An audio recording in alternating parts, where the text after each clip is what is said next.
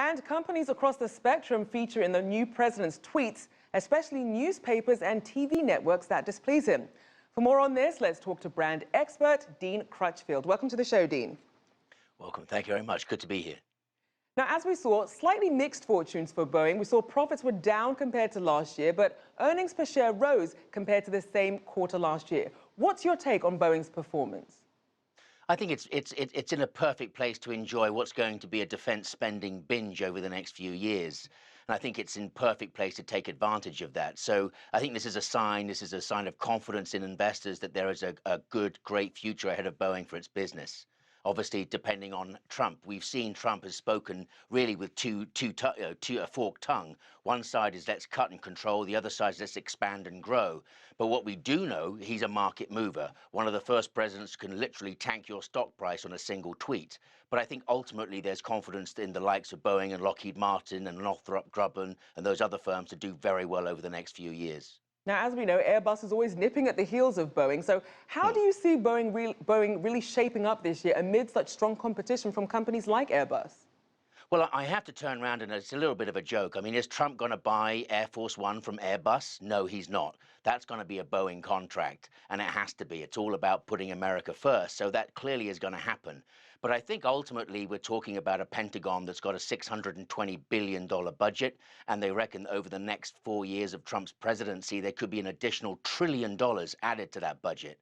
So it's boom time if you're in the defense category, and there's a lot of money to be made. Now, Trump may not turn to Airbus, but let's also talk about China. We know that there's been some tough trade talk between Trump and China. How do you see that affecting potentially Boeing's relationship with China? It has a lot of implications. I think, the other thing to remember is that today, literally today, China's leader basically told its military to be combat ready. So this is like hearing the distant drums from the Trump administration, and this is going to kind of rattle the sabers a little bit. That also could cause a lot of complexity for Boeing in China if we see a ramp up of defense as we expect it to be. Now, for people who aren't familiar with Trump's relationship with Boeing, give us a little bit of background. Well, he's basically, he's done something to the category that's never been done before. He's actually put a lens on that business, on the defense business for the public. So the court of public opinion is now involved like it's never been before. We've actually seen their dirty business. We've seen their underbelly. We've seen the overruns and the failures. So this has never been really there before, and the industry's never seen that before, to be so accountable to the public. And Trump has perfectly placed that to happen.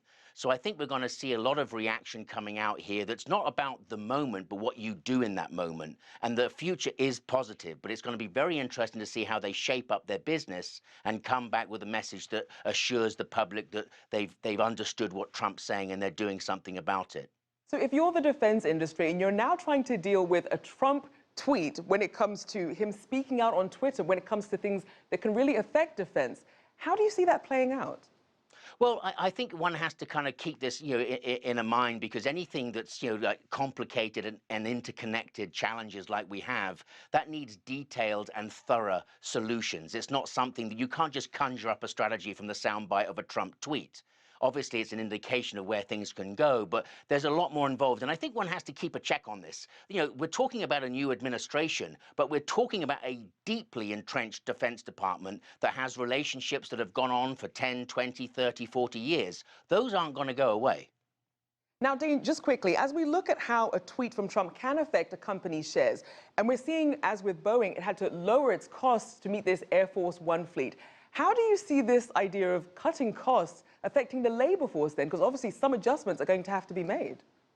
That has a lot of implications, I agree. But I think we then have to look to the flip side of that, to look at this enormous amount of money. There is going to be defense spending binge over the next few years. So I think that protects the workforce in so many ways because there's so much more business to be had. All right, we'll have to leave it there. Thank you so much, brand expert Dean Crutchfield.